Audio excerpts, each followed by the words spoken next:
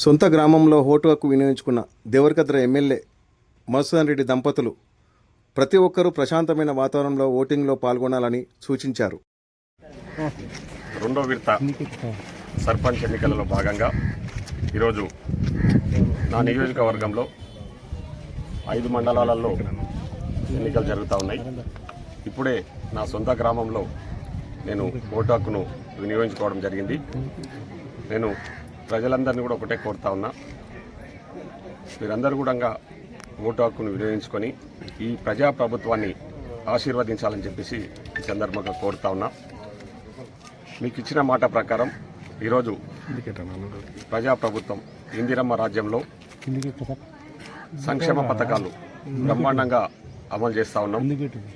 మొన్న మొదటి విడత జరిగిన సర్పంచ్ ఎన్నికల్లో కూడా మెజార్టీ స్థానాలు కాంగ్రెస్ పార్టీ కైవసం చేసుకోవడం జరిగింది. నాకు పూర్తి నమ్మకం, విశ్వాసం ఉంది.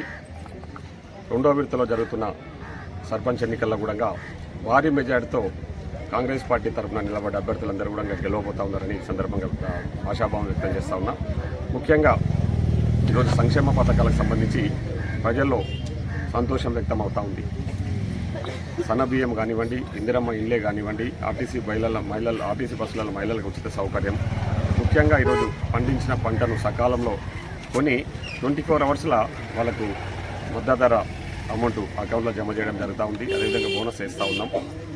మా గౌరవ ముఖ్యమంత్రి రేవంత్ రెడ్డి గారి నేతృత్వంలో ప్రజలందరూ కూడా సంతోషం వ్యక్తం చేస్తూ ఈ ప్రభుత్వాన్ని ఆశీర్వదించడానికి ముందుకు వస్తూ ఉన్నందుకు వాళ్ళందరూ కూడా నేను ప్రత్యేకంగా